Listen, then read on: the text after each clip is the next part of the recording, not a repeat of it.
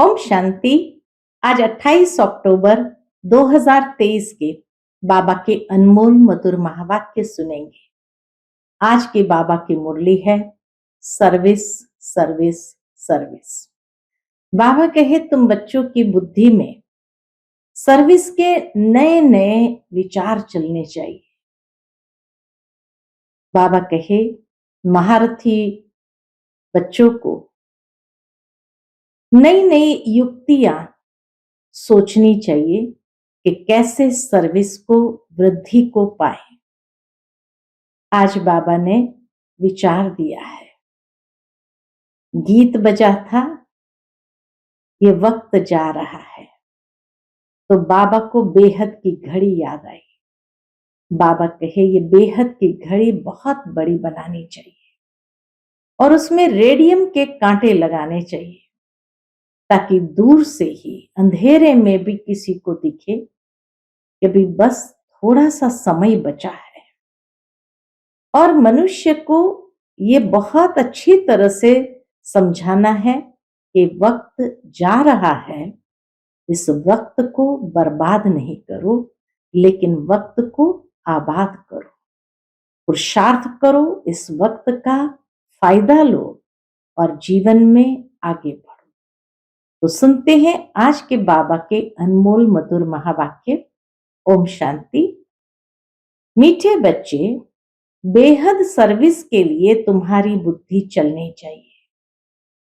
ऐसी बड़ी घड़ी बनाओ जिसके कांटों में रेडियम हो, जो दूर से ही चमकता रहे। आज की मुरली से प्रश्न है, सर्विस की वृद्धि के लिए कौन सी युक्ति रचनी चाहिए? उत्तर, जो महारथी होशियार बच्चे हैं उनको अपने पास बुलाना चाहिए। महारथी बच्चे चक्कर लगाते रहे तो सर्विस वृद्धि को पाती रहेगी। इसमें ऐसे नहीं समझना चाहिए कि हमारा मान कम हो जाएगा। बच्चों को कभी भी देह अभिमान में नहीं आना चाहिए। महारथियों का बहुत बहुत रिगार्ड रखना चाहिए। आज की मुरली से पहले गीत बजा है, ये वक्त जा रहा है। ओम शांति। घड़ी का नाम सुना तो बेहद की घड़ी याद पड़ी। यह है बेहद की घड़ी। इसमें सारी बुद्धि से समझने की बात है। उनका भी बड़ा कांटा और छोटा कांटा है। सेकंड का बड़ा कांटा चलता रहता है। अब रात के 12 बजे हैं, यानी रात पूरी हो, फिर दिन शुरू होना है। ये बेहद की घड़ी कितनी बड़ी होनी चाहिए? बाबा कहे ये बेहद की घड़ी कितनी बड़ी होनी चाहिए। इसमें कांटे जो बनाए जाए उसमें रेडियम भी देना चाहिए जो दूर से चमकता रहे। घड़ी तो अपने आप समझाती है। घड़ी तो बाबा कहे अपने आप समझाती है। क्या समझाती है? कोई भी नया आए तो घड़ी आकर देखे। बुद्धि भी कहती है बरोबर कांटा अंत में आकर पहुंचा है। कोई भी समझ सकता है। क्या समझ सकता है? कि विनाश जरूर होना चाहिए। फिर है सतयुग की आदि। सतयुग में बहुत थोड़ी आत्माएं होती है, तो इतनी सब आत्माएं जरूर वापस जाती होगी। चित्रों पर समझाना है बहुत सहज। ऐसी घड़ी कोई बनाए तो बहुत खरीद करके भी घर में रखे। इन पर समझाना है। ये कलयुगी भ्रष्टाचारी दुनिया है। अनेक धर्म भी है, विनाश भी सामने खड़ा है। नेचुरल कैलेमिटीज भी होनी है। अब इन लक्ष्मी नारायण आदि को भी सतयुग की बादशाही कैसे मिलेगी? जरूर बाप द्वारा मिली होगी। पतित पावन आते ही है कब? पतित दुनिया में संगम पर। पावन दुनिया में तो बाप को आना नहीं है। ये गोले पर समझाने के लिए बड़ी फर्स्ट क्लास बात है। और इस पर समझाना किसको भी बड़ा सहज है। जिनके पास पैसे बहुत है वह तो आर्टिस्ट को झट ऑर्डर दे और झट चीज तैयार हो जाए। गवर्नमेंट का काम तो इतने में हो जाता। हाँ, फटाफट बस ऑर्डर देते काम हो जाता। गवर्नमेंट अपना कार्य तो फास्ट कराती है, यहाँ तो मुश्किल कोई काम करता है। कोई अच्छा आर्टिस्ट चित्र बनाता है तो वो शोभता भी है। आजकल आर्ट का मान बहुत है। डांस का आर्ट कितना दिखाते हैं। समझते हैं पहले ऐसे डांस होते थे, परंतु ऐसे कोई है नहीं। तो यह बेहद की घड़ी फट से बनानी चाहिए, जो अच्छी रीति मनुष्य समझ जाए। कलर भी ऐसे अच्छे हो जो चमकता रहे। पतित पावन कोई मनुष्य तो हो नहीं सकता। मनुष्य पतित है ना, तब तो गाते हैं पावन दुनिया भी स्वर्ग है। मनुष्य तो नहीं समझते। किसी कृष्ण ही श्याम है फिर सुंदर बनता है, इसीलिए नाम पड़ा है श्याम सुंदर। हम भी पहले नहीं समझते थे, अभी बुद्धि में है। बरोबर काम चिता पर बैठने से काला हो जाता है, अर्थात आत्मा पतित हो जाती है। यह भी स्पष्ट कर लिखना है। वर्षा देते हैं परम पिता परमात्मा और श्राप देते हैं कौन? बाबा कहे वर्षा देते हैं परम पिता परमात्मा और श्राप देते हैं रावण। मनुष्य की बुद्धि फिर चली जाती है रघुपति राघव राजा राम तरफ, परंतु राम तो है परम पिता परमात्मा। कहते हैं ना, एक राम दशरथ का बेटा और दूसरा राम है जगत से न्यारा परमात्मा राम। तो बाबा कहे राम तो कोई रघुपति राघव राजा राम नहीं, लेकिन राम तो है परम पिता परमात्मा। यह सब बुद्धि चलाकर चित्र बनाना चाहिए, क्योंकि आजकल अपने को भगवान तो सब कहते रहते हैं। तुम जानते हो बाप तो एक ही है, बाकी हम सब आत्माएं परमधाम में परमात्मा के साथ जाकर रहेगी। उस समय बाप भी ब्रह्मांड का मालिक, हम भी ब्रह्मांड के मालिक है। फिर बाप कहते तुम बच्चों को मैं विश्व का मालिक बनाता हूं, और भल कोई कितना भी बड़ा राजा हो ऐसे नहीं कहेंगे कि हम विश्व के मालिक हैं। बाप तो विश्व का मालिक बना रहे हैं, क्योंकि उस समय स्वर्ग में तो एक ही विश्व होती है।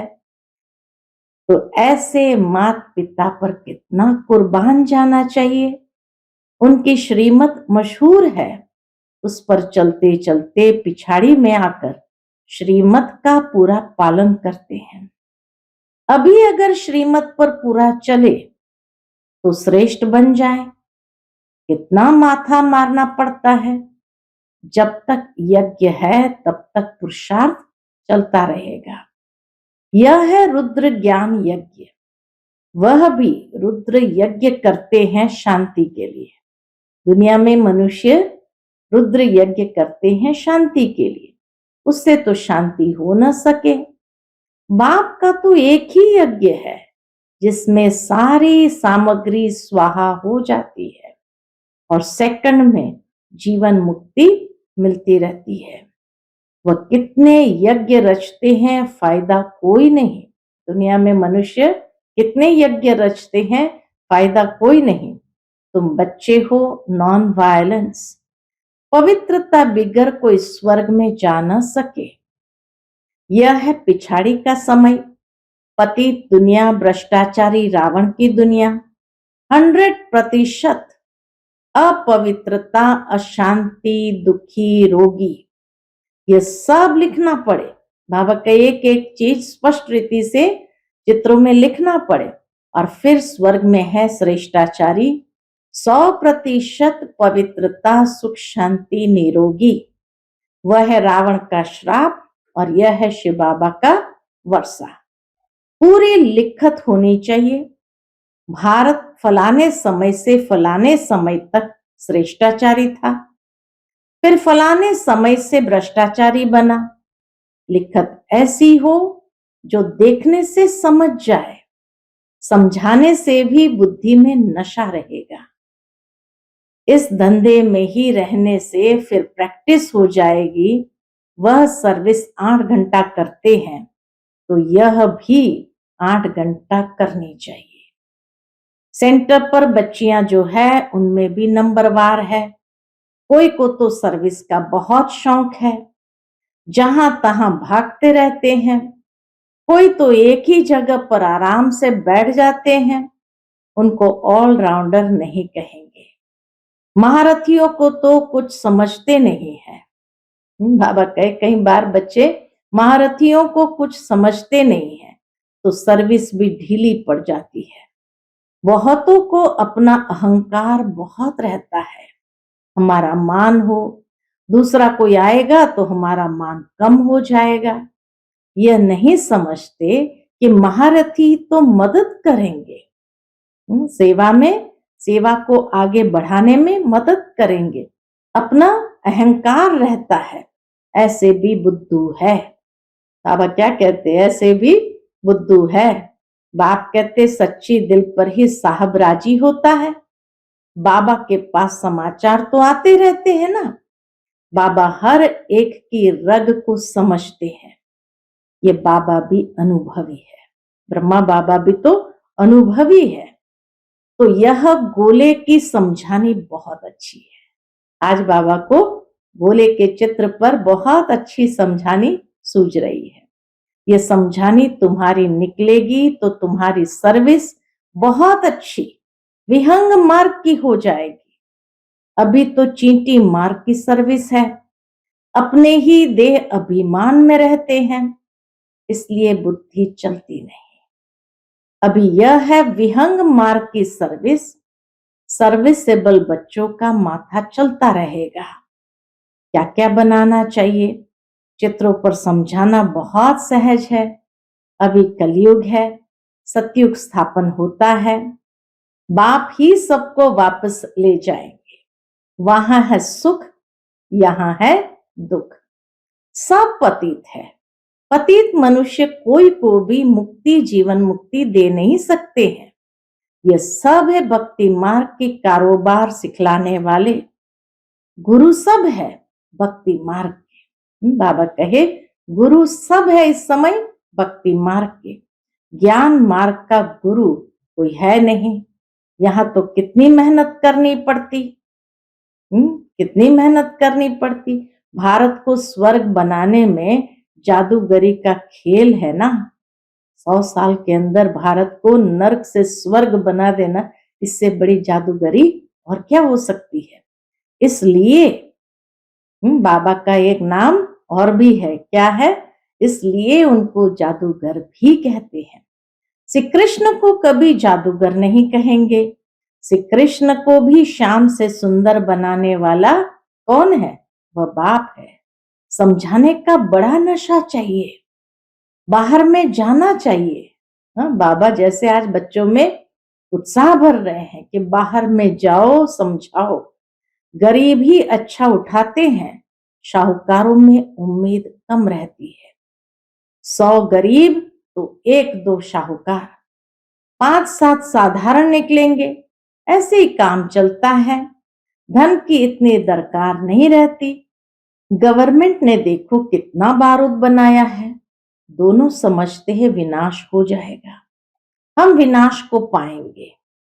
तब मुल्क यानी शिकारी कौन बनेगा? कहा ना, निरुआ मौत मलु का शिकार। तो बाबा कहे विनाश तो हो जाएगा, तब मुलुक मना शिकारी कौन बनेंगे? कहानी है ना, 2 बिल्ले लड़े, मक्खन बीच में बंदर को मिल गया। श्री कृष्ण के मुख में मक्खन दिखाते हैं, है ये स्वर्ग रूपी मक्खन। ये बातें मुश्किल कोई समझ सकते हैं। यहाँ 20-25 वर्ष रहने वाले भी कुछ नहीं समझते। पहले पहले भट्ठी बनी, उसमें कितने आए, कितने चले गए, कोई जम गए हैं। ड्रामा में कल्प पहले भी ऐसे ही हुआ था, अब भी ऐसे हो रहा है।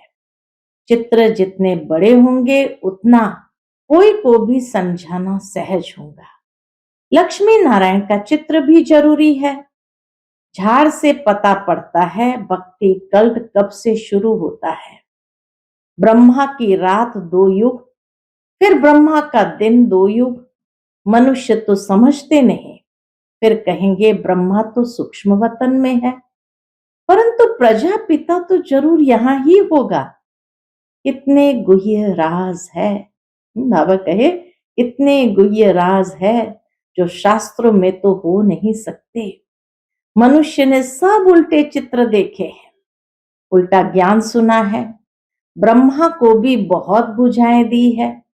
यह जो भी शास्त्र आदि है वह सब है भक्ति मार्ग की सामग्री। यह कब से शुरू होती है दुनिया नहीं जानती। मनुष्य भक्ति कितनी करते हैं, समझते हैं भक्ति बगैर भगवान मिल नहीं सकता। लेकिन जब पूरी दुर्गति हो तब तो भगवान मिलेगा सदगति के लिए। यह हिसाब किताब तुम जानते हो। बाबा कहे भक्ति कितना समय, स्वर्ग कितना समय, यह हिसाब किताब भी तुम जानते हो। आधा कल्प से भक्ति शुरू होती है। बाप कहते हैं ये वेद उपनिषद यज्ञ तप आदि सब है भक्ति मार्ग के। ये सब खत्म होने हैं, सबको काला बनना ही है, फिर गोरा बनाने बाप को आना पड़े। बाप कहते हैं मैं कल्प के संगम युगे युगे आता हूं, न कि युगे युगे। दिखाते हैं कच्छ अवतार, मच्छ अवतार, परशुराम अवतार, 10 अवतार दिखाएंगे, 24 अवतार दिखाते हैं। तो बाबा कहे मैं कल्प के संगम युगे युगे, यानी चतुर्युग के अंत में चतुर्युगे युगे आता हूं, न कि हर युग में आता हूं। मनुष्य ने तो इसीलिए कितने अवतार दिखा दिए, कच्छ अवतार, मच्छ अवतार, परशुराम अवतार, ये भगवान के अवतार है। फिर पत्थर बित्तर में भगवान कैसे हो सकता? अगर अवतार है तो फिर अवतार ही दिखाने चाहिए या उसको ही रखने चाहिए, फिर सर्वव्यापी कैसे कह सकते हैं? मनुष्य कितने बेसमझ हो गए हैं। बाप ने आकर कितना समझदार बनाया है।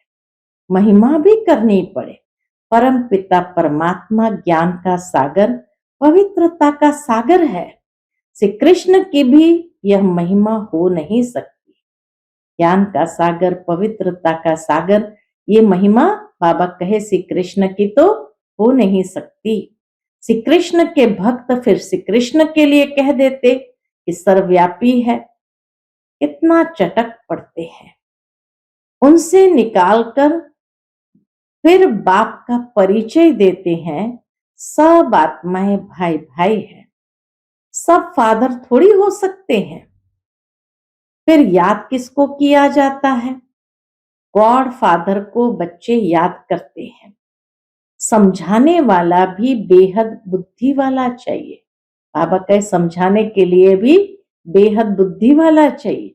बच्चों की बुद्धि हद में फंसी पड़ी है, एक जगह ही बैठ जाते हैं। बिजनेसमैन जो होते हैं वो बड़ी बड़ी ब्रांचेस खोलते हैं। जितना जो सेंटर्स खोले वो मैनेजर अच्छा, फिर सेंटर पर भी मदार है। यह है अविनाशी ज्ञान रत्नों की दुकान। किसकी? ज्ञान सागर की। पॉइंट तो बहुत है जो धारण कर समझानी है। सभा में चित्र रखे हो तो सब देखे। अब कहे सभा में चित्र रखे हो तो सब देखे। घड़ी का चित्र, आज बाबा को विशेष शुरू से घड़ी याद आ रही है। घड़ी का चक्र यानी ये सृष्टि चक्र का चित्र बहुत अच्छा है। इस चक्र को जानने से चक्रवर्ती बनेंगे, स्वदर्शन चक्रधारी बनना है। घड़ी पर समझाना बहुत सहज है। कितने पुराने बच्चे लायक ही नहीं बनते हैं, अपने को मियां मिट्ठू समझ बैठते हैं, फालतू खुश होते। सर्विस नहीं करेंगे तो कौन समझेंगे कि यह दानी है। दान भी अशरफियों का करना चाहिए, या पाई पैसे का?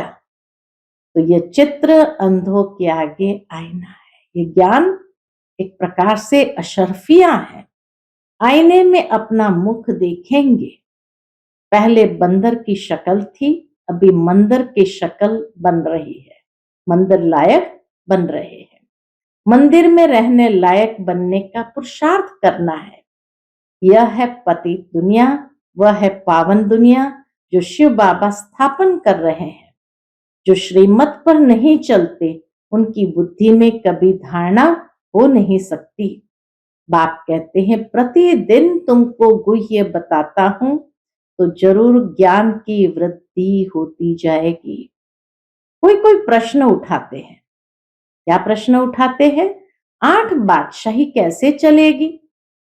इस हिसाब से इतनी बादशाही होनी चाहिए। बाप कहते हैं तुम लोग इन बातों में क्यों पड़ते हो? पहले बाप और उनके वर्षे को तो याद करो। वहां की जो रस्म रिवाज होगी वह चलेगी। बच्चे जिस रीति से पैदा होते होंगे उस रीति से होंगे। तुम क्यों इसमें जाते हो? विकार की बात मुख पर क्यों लाते हो? ये चित्र किसको सौगात में देना बहुत अच्छा है। ये गॉड फादरली गिफ्ट है। ऐसी गॉड फादरली गिफ्ट कौन नहीं ले जाएंगे? क्रिश्चियन लोग और किसका लिटरेचर आदि नहीं लेते। वो अपना लिटरेचर सबको देंगे, कन्वर्ट करेंगे, बाकी वो और किसका लिटरेचर आदि नहीं लेते। उनको अपना धर्म का नशा रहता है। बाप तो कहते हैं देवता धर्म सबसे ऊंच है। वह समझते हैं कि हमको इन क्रिश्चियन से बहुत पैसे मिलते हैं, परंतु यह तो ज्ञान की बातें हैं। जो ज्ञान उठाते हैं वही बाप से वर्षा पाते हैं। अच्छा, मीठे मीठे सिकिलते बच्चों प्रति माता पिता बाप दादा का याद प्यार और गुड मॉर्निंग। रूहानी बाप की रूहानी बच्चों को नमस्ते। हम सब रूहानी बच्चों की रूहानी माता पिता बाप दादा को याद प्यार गुड मॉर्निंग और नमस्ते नमस्ते। शुक्रिया बाबा, शुक्रिया। आज की मुरली से धारणा के लिए मुख्य सार है। पहली पॉइंट, विश्व का मालिक बनाने वाले माता पिता पर दिल से कुर्बान जाना है। उनकी श्रीमत पर अच्छी रीति चल श्रेष्ठ बनना है। दूसरी पॉइंट, अपने दिल सदा सच्ची रखनी है। अहंकार में नहीं आना है। अशर्फियों का दान करना है। ज्ञान दान करने में महारथी बनना है। 8 घंटा ईश्वरीय सर्विस जरूर करनी है। आज का बाप दादा का मधुर वरदान हम बच्चों के प्रति है। सर्व प्राप्तियों की अनुभूति द्वारा माया को विदाई दे बधाई पाने वाले खुश नसीब आत्मा भव। सर्व प्राप्तियों की अनुभूति द्वारा माया को विदाई दे बधाई पाने वाले खुश नसीब आत्मा भव। जिनका साथी सर्वशक्तिमान बाप है उनको सदा ही सर्व प्राप्तियां हैं। उनके सामने कभी किसी प्रकार की माया आ नहीं सकती। जो प्राप्तियों की अनुभूति में रह माया को विदाई देते हैं उन्हें बाप दादा द्वारा हर कदम में बधाई मिलती है। तो सदा इस स्मृति में रहो कि स्वयं भगवान हम आत्माओं को बधाई देते हैं। जो सोचा नहीं वह पा लिया। बाप को पाया सब कुछ पाया। ऐसी खुशनसीब आत्मा हो। आज का स्लोगन है स्वचिंतन और प्रभु चिंतन करो तो व्यर्थ चिंतन स्वतः ही समाप्त हो जाएगा। स्वचिंतन और प्रभु चिंतन करो तो व्यर्थ चिंतन स्वतः समाप्त हो जाएगा। अच्छा, ओम शांति।